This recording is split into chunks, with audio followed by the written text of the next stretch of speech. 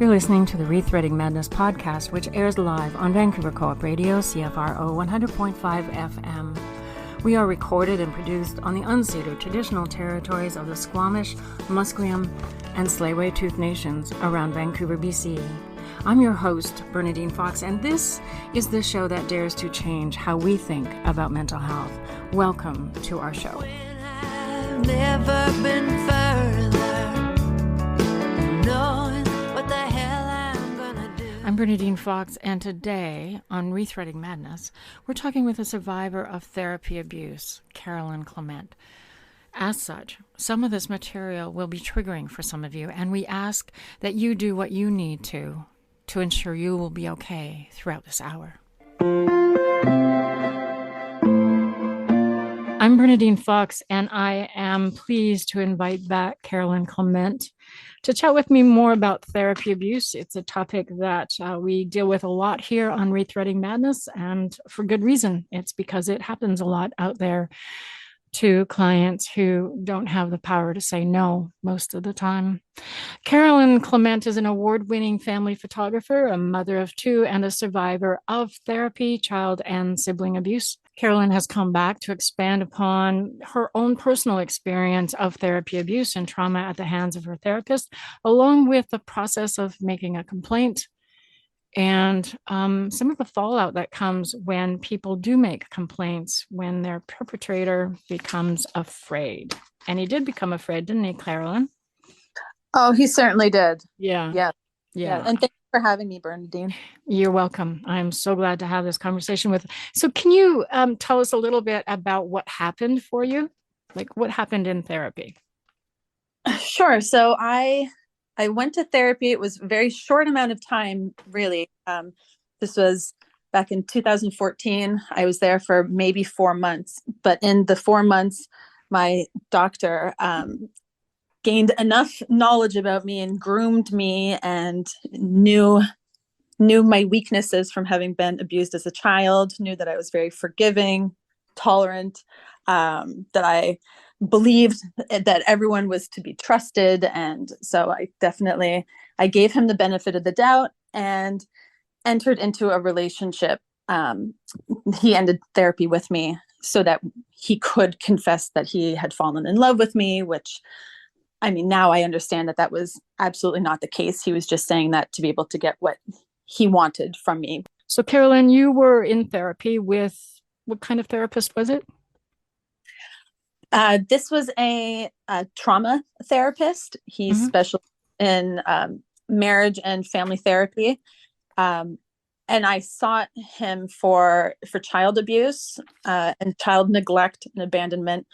I had also been dealing with self-medicating with alcohol, and I had quit drinking several months previous. So that's kind of why I went to therapy. I was ready to finally deal with my childhood issues, right. And so it was time for me to go and find help. Did you see him as a marriage and family counselor, or just as one person going in for trauma?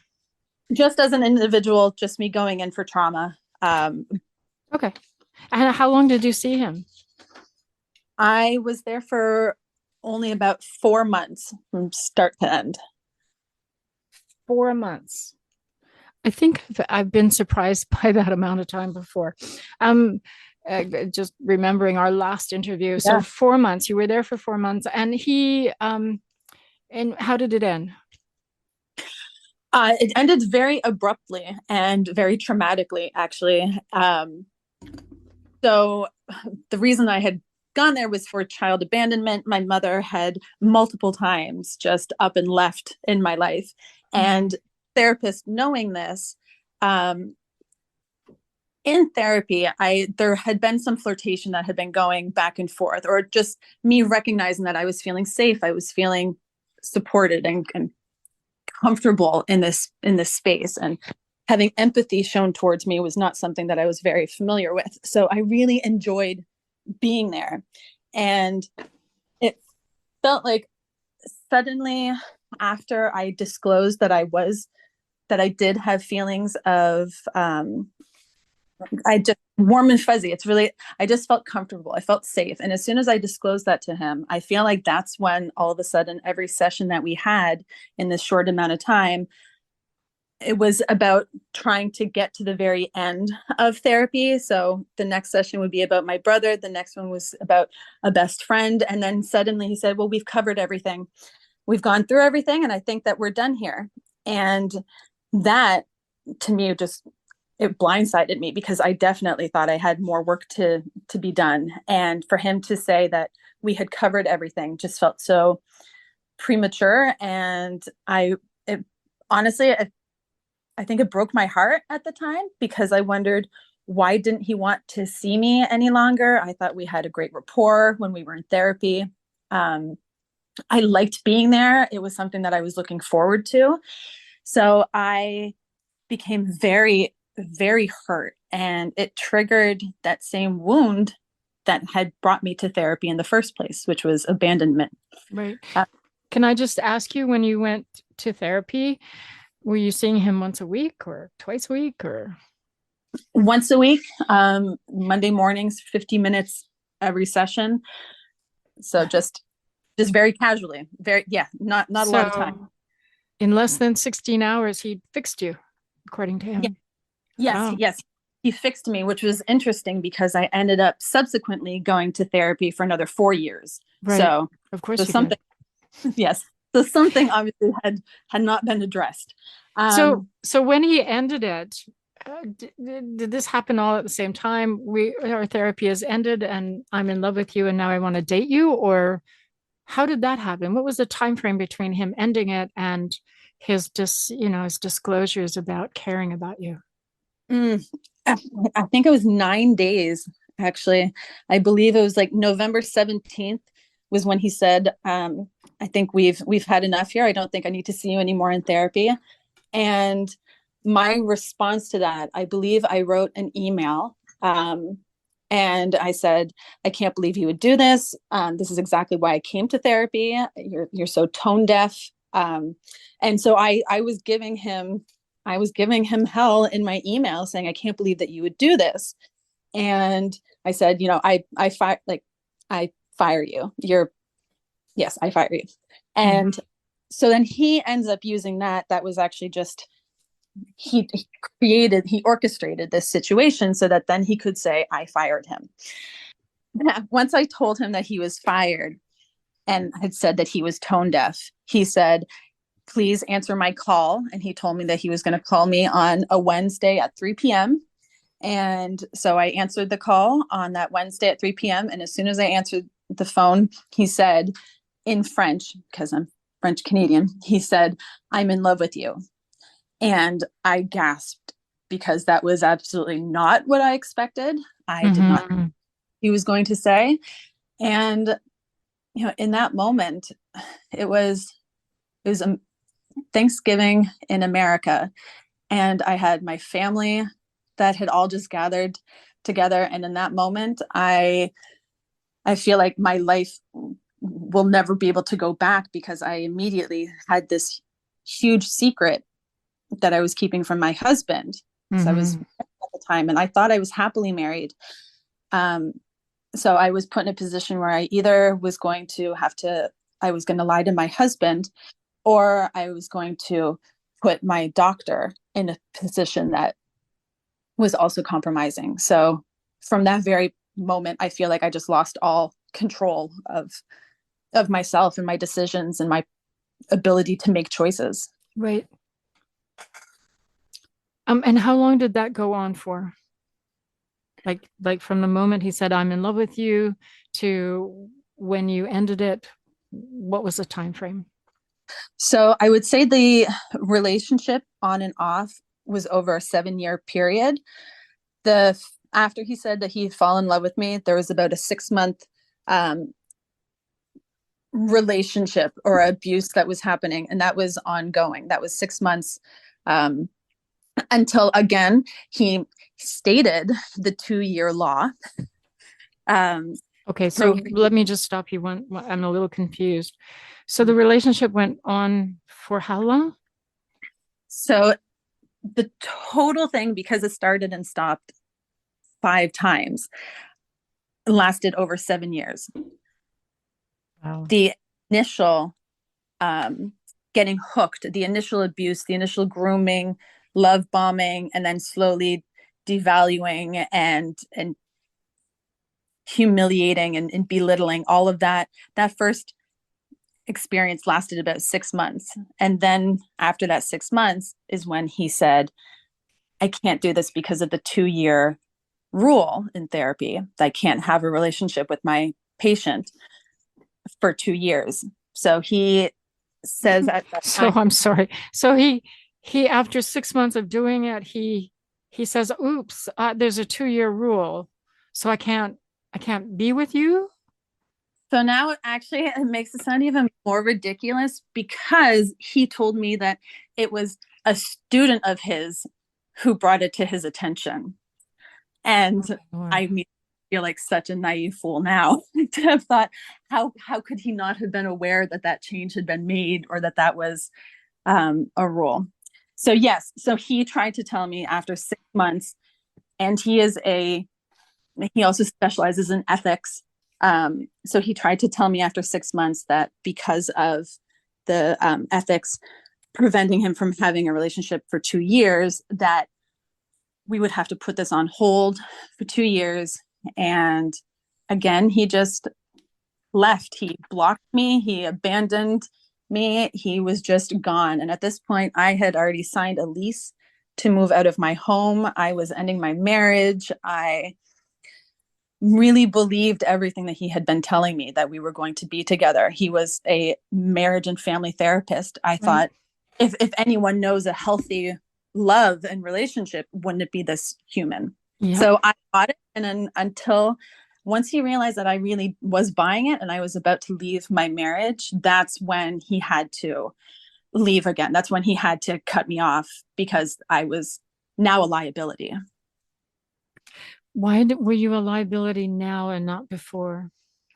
Because before I had young children, I was in a marriage that would have been happy. I wouldn't have said anything to him.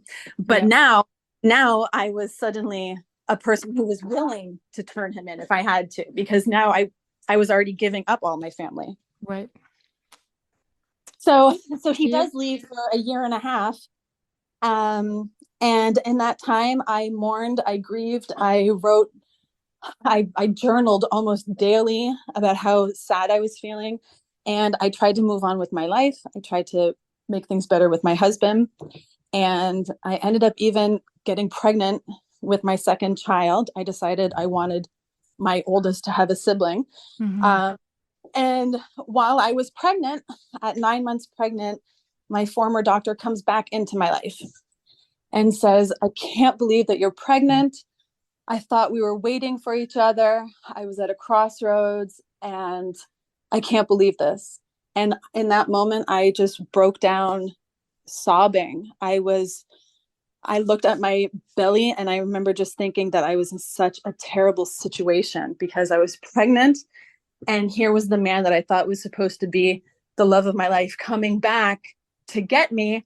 And I had just gone and ruined it all by getting pregnant. It was the saddest experience I think I'll have ever felt. What a So, horrible way to go into birthing a baby, too. What a nasty thing for him to do. to come back in knowing the timing of it too, because all of this was on social media. He would have known that I was pregnant. It's not like this would have just been something that he timed it so it would have the most impact, so it would hurt me the most. And then again, got me caught back into another relationship. I said, this is my problem. I'll handle this. And he said, it's our problem. We'll handle this.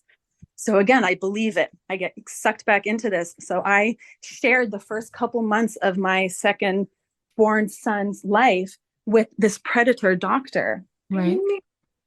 And after about 4 months, he says to me, I can't do this anymore. I can't. I thought I could, but I can't. And then again, just completely vanishes. So the first this, 6 months, the second time is 4 months. Correct. Yes. And then he disappears again.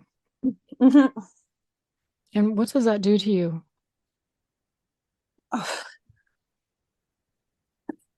it,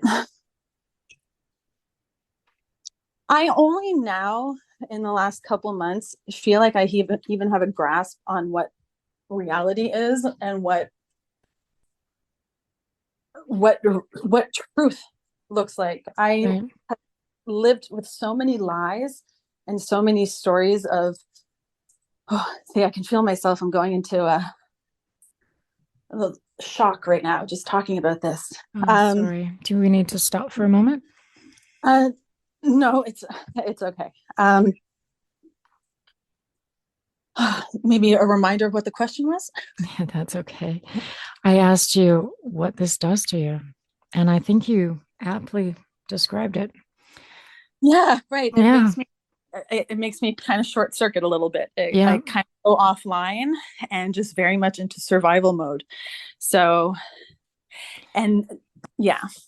I think the biggest misunderstanding we come up against around therapy abuse is this, especially if the therapist made it out to be a romance or, the love of his life or destiny or what else do they use? Soulmates or, this has to happen because we're reincarnated, whatever. I mean, they come up with so many incredible things that we believe because we are taught to go to therapists, bare our soul, believe everything they say and do what they say. And, um, I think that one of the biggest things that we come up against is getting people to understand this isn't like dating Joe or Sally, or it's not a regular romantic relationship where you have two people who have equal power, or at least somewhat similar power, and even though they might fight for power in the relationship, that is not what this is. This really, truly is a situation where somebody who has enormous levels of power and authority is exploiting and manipulating somebody who doesn't, has come to them with an open heart, trying to heal, and is being basically exploited and manipulated and maneuvered around to literally fill their own needs, whatever that is, just fill their own needs. And that person who is looking at them to help or is going to be in a relationship or, all of those things that we expect is being sorely used horribly. Well, and I know what really bothers me about what people don't understand is the things that me revealing to a man that I have any feelings towards him at all is just not something that I do in my life. That's Right. not, I don't do that. I have boundaries. I know how to maintain proper boundaries. I wouldn't do that to another human. It felt like it was a place where I should be safe to Right. explore those things. What should have come from that should have been, oh, these feelings of attraction that I have, which were real. My feelings towards this human really were, I was feeling them, but it should have highlighted or shown a light on what was missing in my marriage. Right. And it should have allowed me to find what that looked like, not somehow all of a sudden have it all be twisted around him and his needs and what he wanted.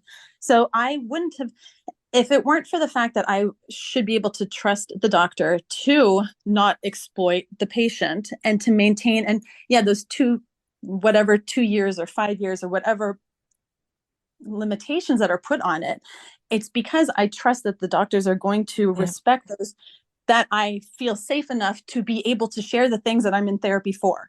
So if exactly. And actually, I'm just going here, to stop you for a moment and tell you yeah. and remind you, probably because I suspect you know this, but let other people know that one of the first things therapists are taught is that transference is real and your client is going to fall in love with you or have sexual feelings towards you.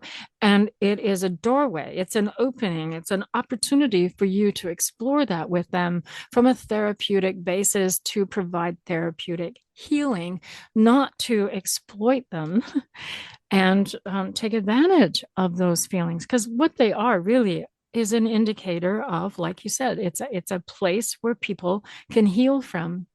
Mm. Um, and the notion that, I really do believe that predatory therapists can't afford that 2 year wait time because they know if they go away from their client who is only reacting to them because they have that power and authority and it's transference and it's a sexual response to that transference and their power and authority, they know full well that after 2 years that's not going to be there anymore.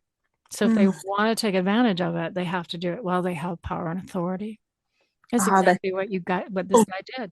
He did it for 6 months and then said, oops, no, I'm this really ethical guy, so we have to wait 2 years, which according to you, he didn't even do that. I'm Bernadine Fox, and I'm chatting with Carolyn Clement about her experience of therapy abuse.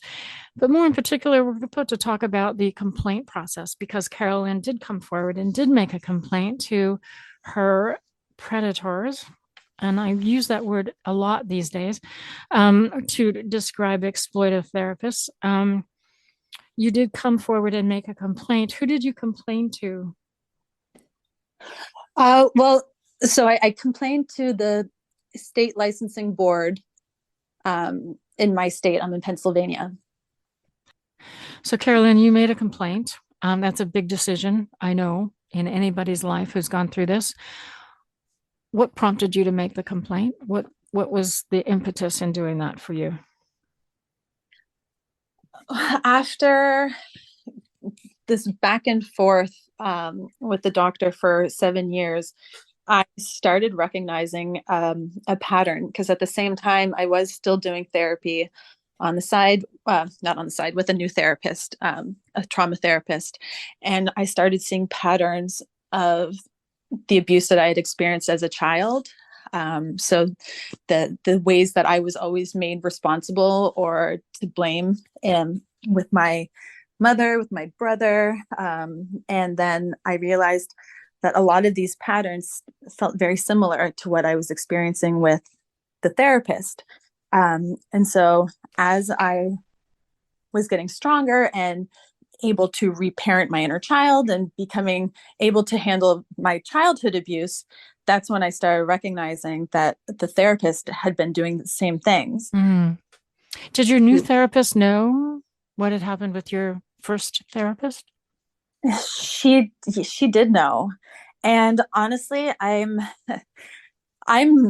not going to ever see another therapist again. This I know for sure. That therapist made me feel like it was my fault and ended up going to love addict meetings. I was doing Zoom meetings during the pandemic because I just kept thinking I was codependent, that these were all issues that I had. So I was trying to fix myself. I didn't realize I was a symptom of abuse. Right.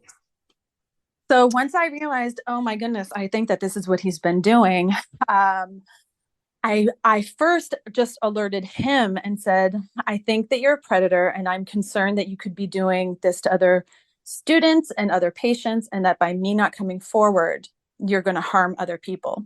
And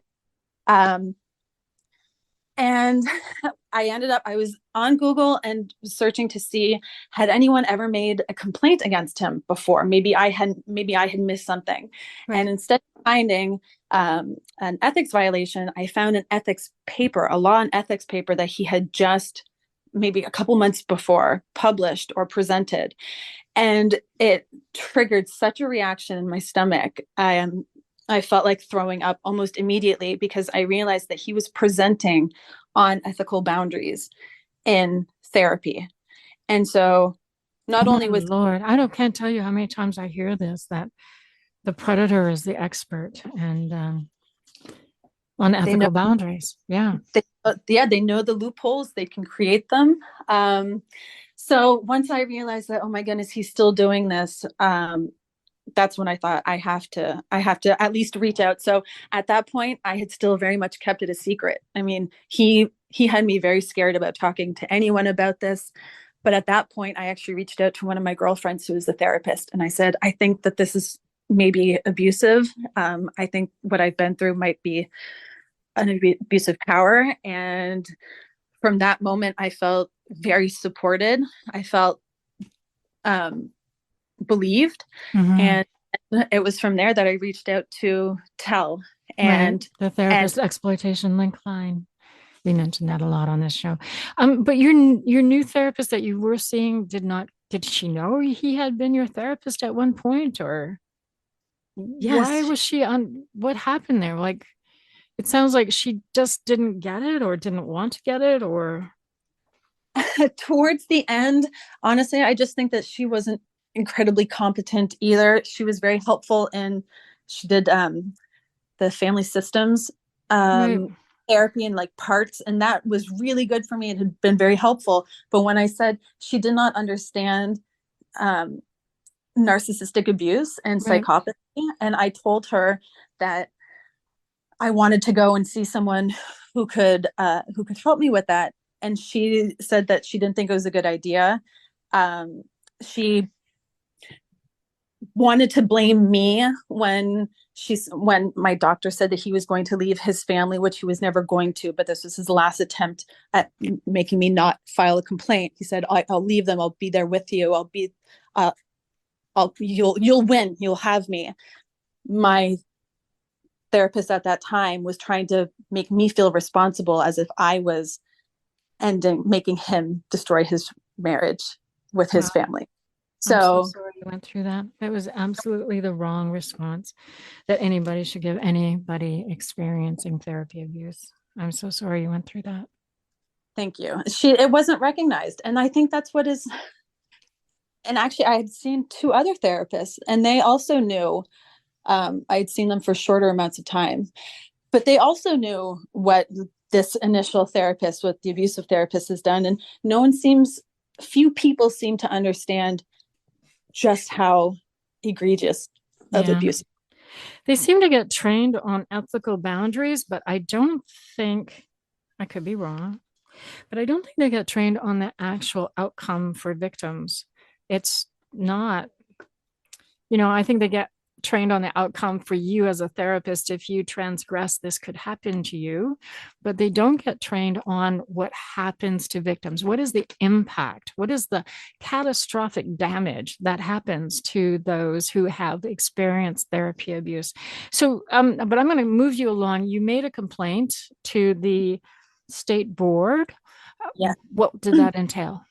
All right. So that was basically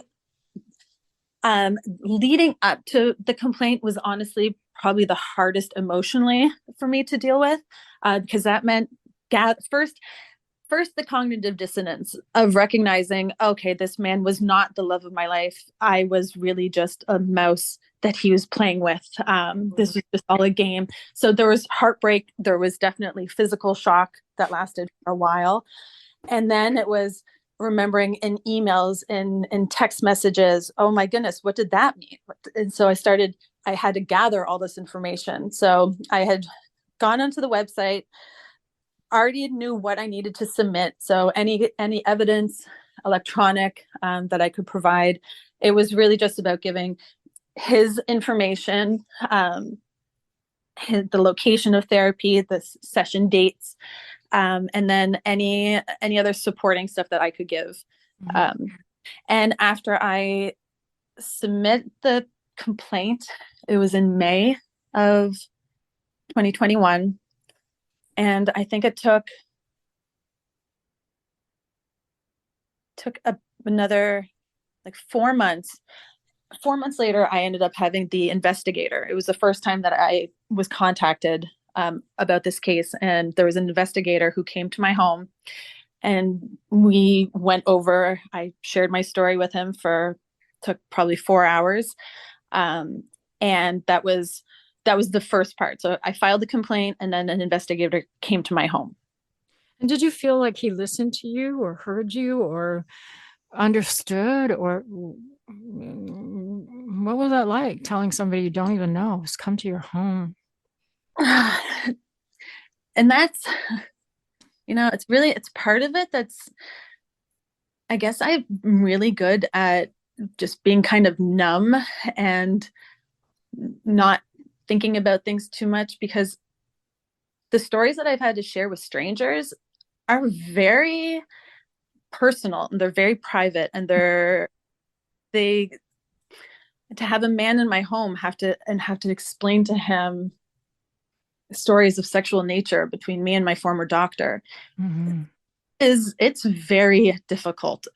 And so he was a nice human, passionate.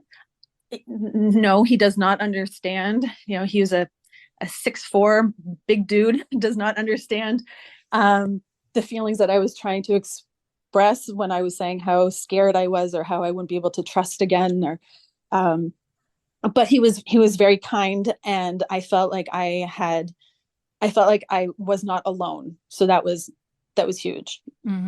Yeah, no kidding. That actually is very huge. The whole notion of not being alone. So what happened after that? He gathered up all this material and went away. How long did it take before you heard anything after that?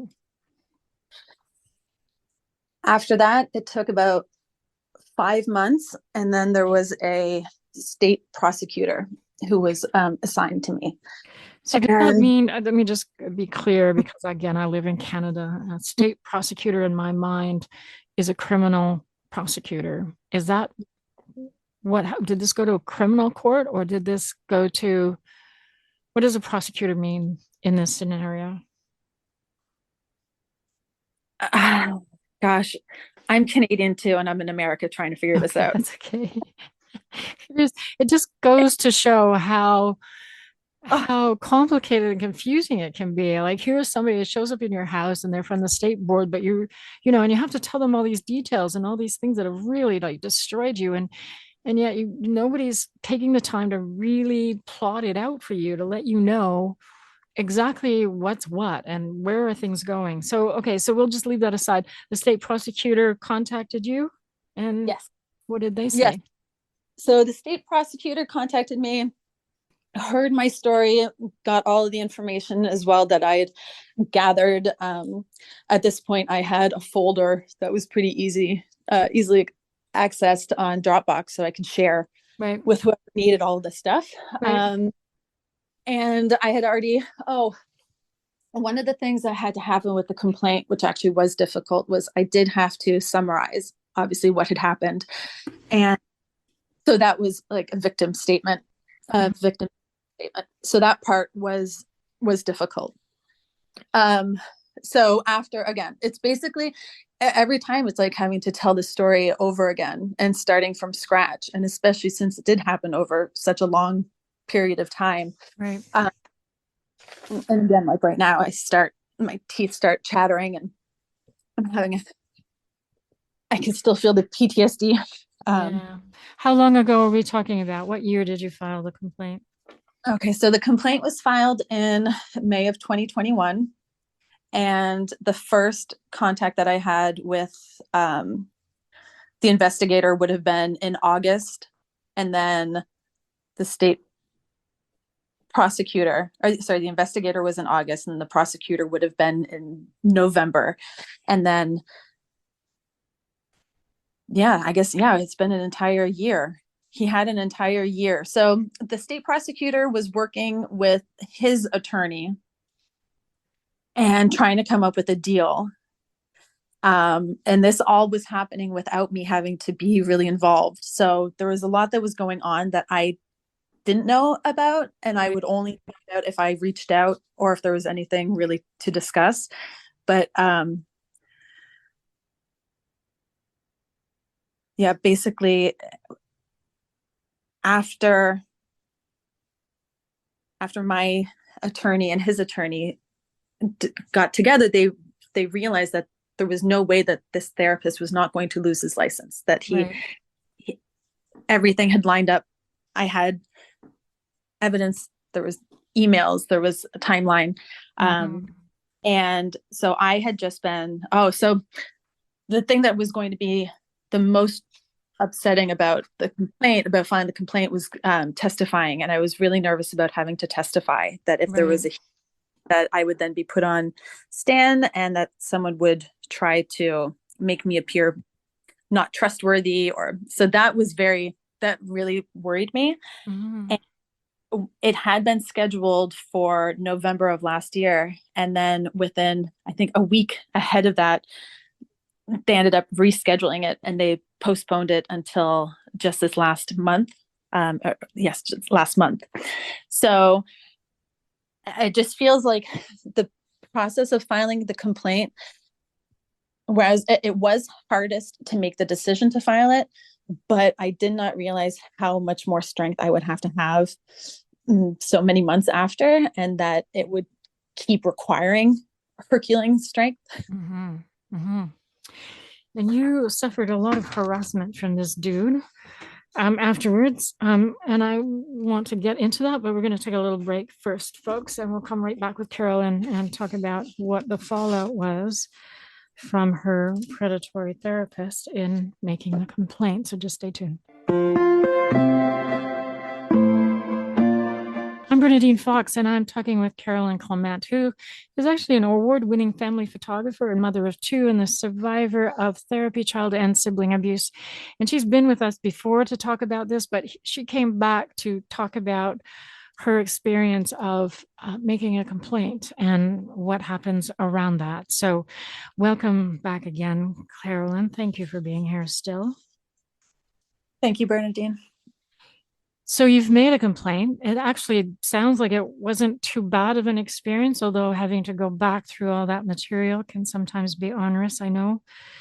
And you've been in the process of the complaint going forward.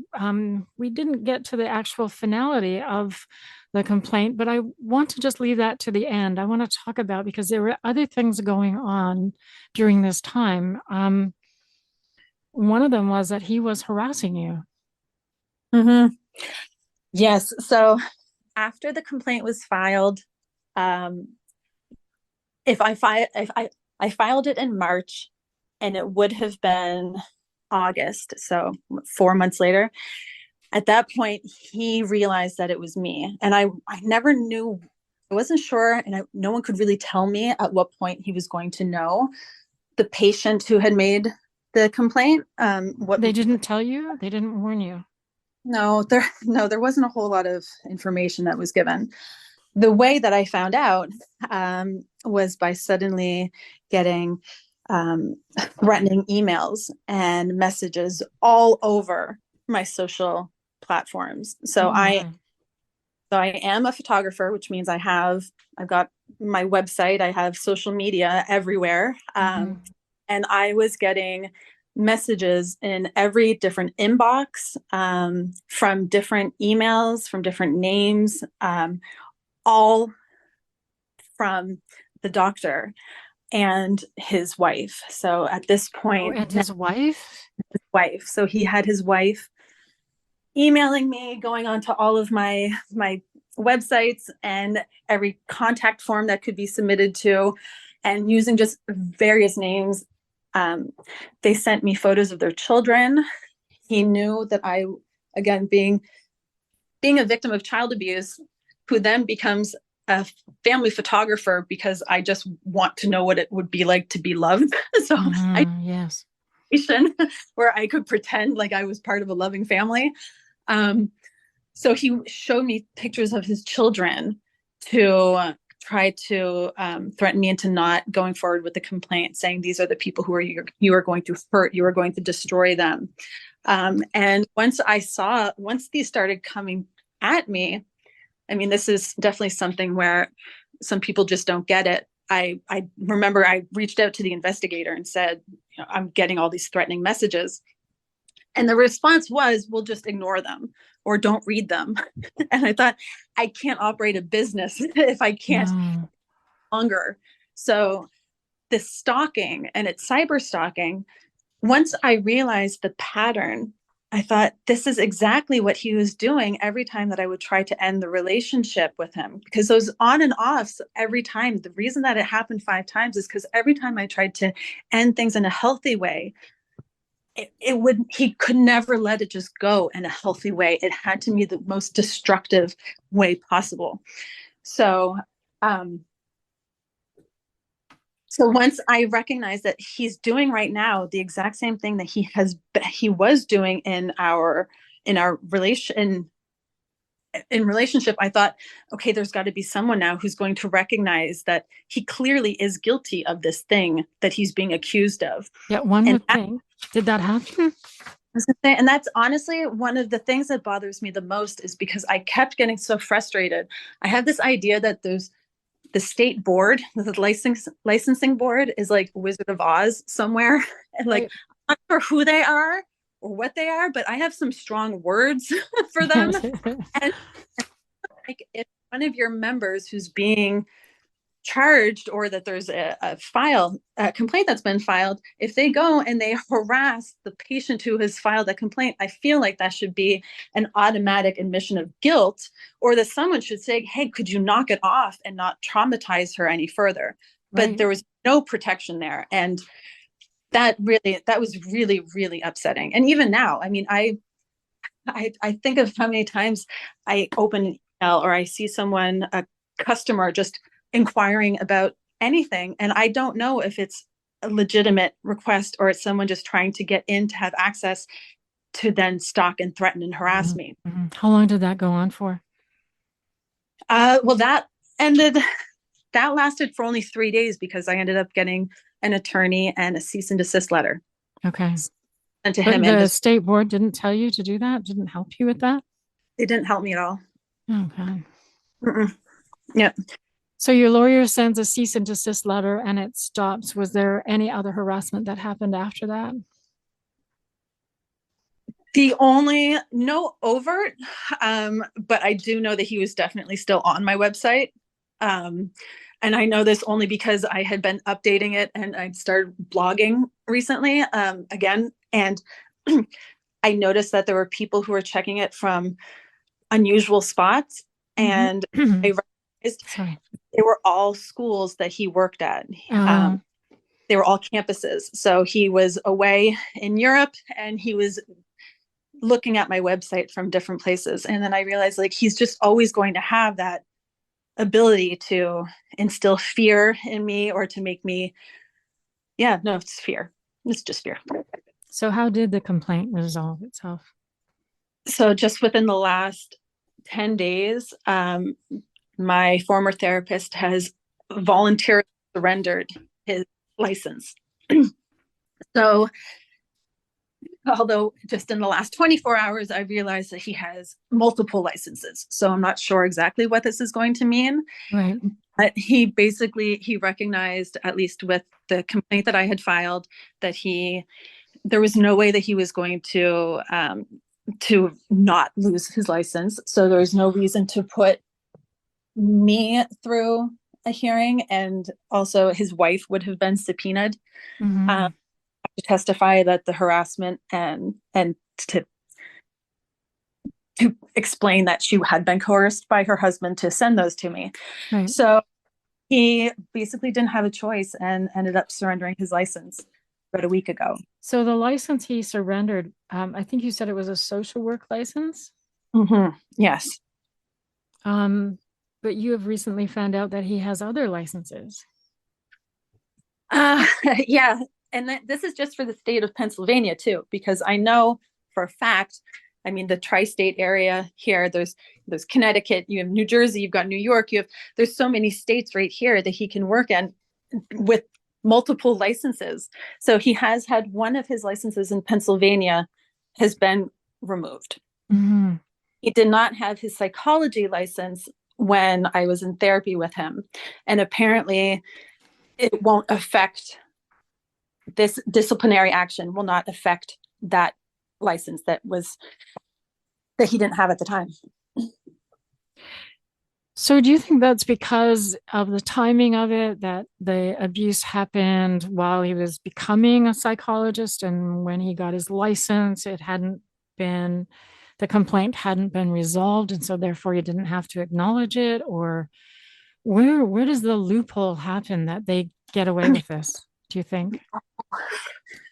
Gosh, I don't know, because even while I was in therapy with him, at that time he was writing an ethics paper. So I don't know how far back this goes. I think he could have been strategizing which which licenses can I give up at what point? Like, how can he have multiple things going on so that if he does have a patient who comes after him, he still has many other ways of making Right. money and of practicing. There are folks who give up their license or have to surrender their license or have it taken away from them. And instead of calling themselves a therapist, they go on to start work as a life coach, which you don't, of course, need a license for. And I know in Canada, one of the things that was happening, and I think some of the provinces have closed this loophole, that if you lost your license in, say, Ontario, you could move to the province of BC. And there was no requirement in the province of BC to own up to or acknowledge that you lost your license in another area. So you would just get relicensed here and carry on. I think they have closed that loophole, at least in some of the provinces here. But again, as I said, there is no license for a life coach. And in fact, in BC, you don't even have to have training as a therapist. You can just throw up a shingle, call yourself a therapist, and on you go. So there is no regulation. There's no one to complain to. There is, it's really hard to hold them accountable at that point. So, can we go back to the harassment and talk about, has it stopped at this point or does it continue or? No, at this point it has stopped. Well, I've removed myself from social media. I am no longer on it. I have an assistant who handles everything for me. So I've I've protected myself, really. But I have no doubt that that he's constantly looking for me. And actually it does make me as disappointed as I am, that I can't, even just having Instagram or Facebook. I have a lot of extended family, but I can't have them having access to me if I know that other people can also have access to me. Right. So I've just removed all access. So at least you're not on social media anymore. No Facebook, no Instagram. No. Is that what you're saying? Yeah. I am only for my photography. So anything that's Carolyn Clement photography, my assistant will post it and she will read comments and she can do all of that, but I am protected from it. Well, I'm glad you've done that. And I'm glad you're able to do that, because the harassment can get really terrible for folks. And of course, what we know about predatory therapists is they were once your therapist. And so the person that you came into the office once a week and said, these are all my secrets. These are all my vulnerabilities. These are all the things I'm really afraid of. These are all the places I feel great shame and guilt. And when they turn and stop, trying to exploit you and are trying to make you shut up because you're talking too much or you're disclosing or you're about to make a complaint, they will use all of that stuff to attack and harass. And I think you talk about it a little bit, during the course of those years that he was going on and off, he was using those things on you. Did you feel that in the harass? Well, you did. You talked about how you are a family person and they were using his kids and as a means to make you stop. There were other things, like he also ended up, he moved during the 7-year period to where he was closer to where my clients were. And these harassing emails that I was receiving from at least his wife and voicemails, because she called and actually left me voicemails. But they made sure to mention that we had a lot of friends in common or that we knew people in common.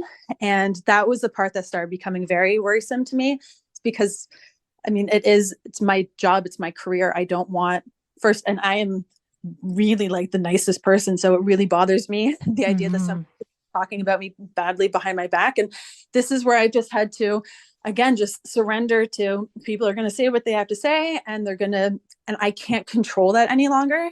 So I think just giving up on I can't create the narrative, and I can't change how people are going to think about me or about the situation. So I was public about it before I ended up getting off social media. So I did definitely create waves and definitely let people know that I had been through something that was really awful with my therapist.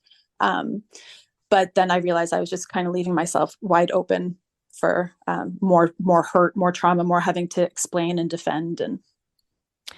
And that's kind of sad because you can't talk about something that's true for you that has been horribly impactful without suffering more trauma. Mhm. Yeah. Well, thank you, Carolyn, for coming in and chatting with me about this. It's an important thing to talk about. And I have no doubt that here on Rethreading Madness, we'll be talking about it again and again and again and again until people start to get it, that therapy abuse is a real thing and it really happens and it's really hard and it destroys people's lives. It's not about being a scorned lover and or that the therapist is somehow this poor victim of a mad client. It really is a terrible thing that happens, and there are predatory therapists out there that we all need to be aware of. So thank you. Well, and thank you for bringing attention and awareness to all of this, because it's true, there are so few people who talk about it, but I feel like those who get it really do. And if something resonates, I feel like you just know. So thank you. Oh, you're welcome. And it's like, as you said, that, that until you find other people that this have gone through, you feel like you're alone. You feel like this has only happened to you, that there's nobody to talk to. And suicide, we know that for people who've experienced therapy abuse, suicide is 10 times more likely to happen, is what I want to say. And that's a real thing. It's a real risk. And that's because people become so isolated in such horrific trauma. So it really is important to reach out. And so folks, we'll be leaving information at the end of this program about where you can reach out and the places that you can go to get some support. Thank you. Thank you for your strength. Thank you for making the complaint and following it through, and at least in one capacity, taking a predator off the rolls. So thank you, Carolyn. Nice chatting with you again. Thank you so much, Bernadine.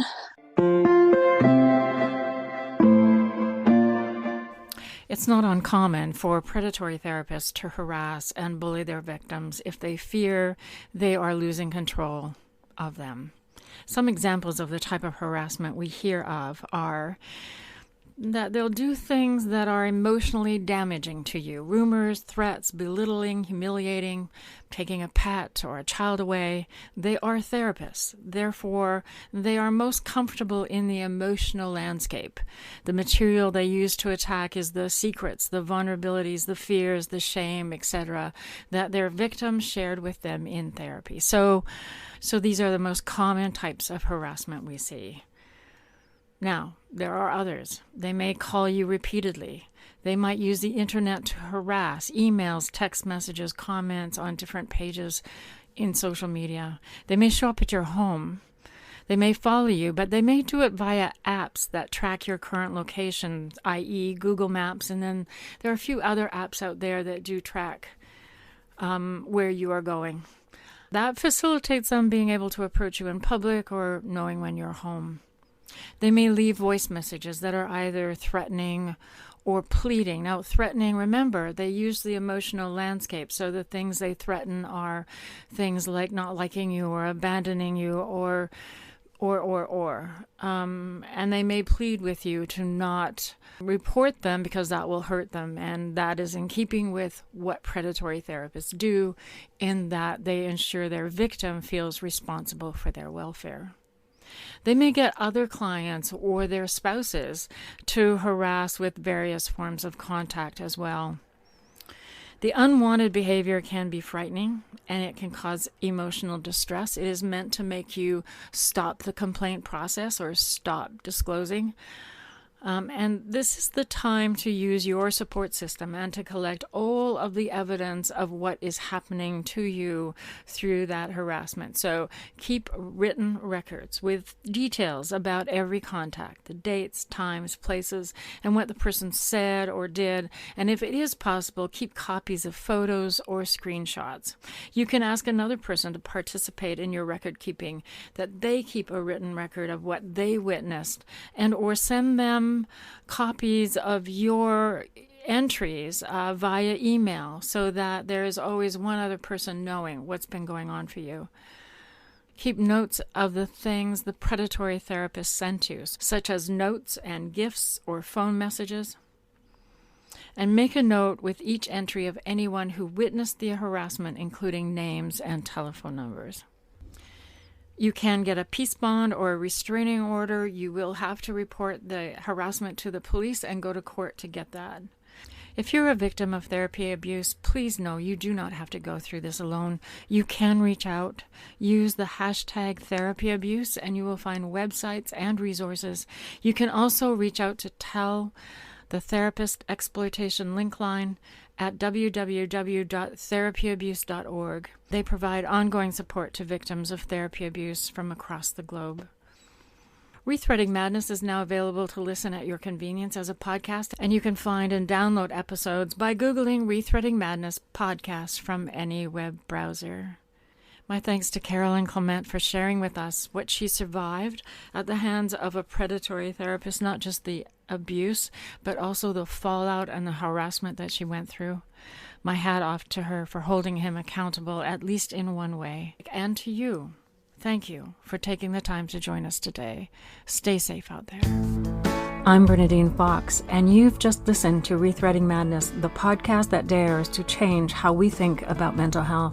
We air live on Vancouver Co-op Radio, CFRO 100.5 FM, every Tuesday at 5 p.m. or online at coopradio.org. If you have questions or feedback about this program or want to share your story or have something to say to us, we want to hear from you. You can reach us by email, rethreadingmadness@coopradio.org.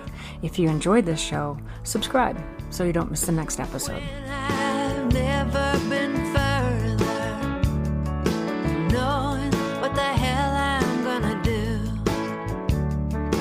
when I can't seem to find my way under or over or through. Just when I'm ready to give up the fight, there you are when we turn out the lights, and it's alright, it's alright. Don't you worry, it'll be alright.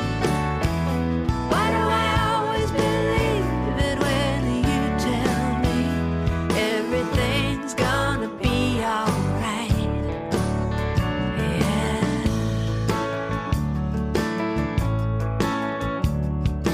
Why don't I wonder how you know? Well, surely you don't have all of the facts. You could be just making it up. Why don't I ever think of that? It's some kind of magic in the words that you breathe, saying, baby, take it from me. It's alright, it's alright. Don't you worry, it'll be alright. Why do I always believe it when you tell me everything's gonna be alright? Everything's gonna be alright. With anyone else, it's such a cliche, just words people say to be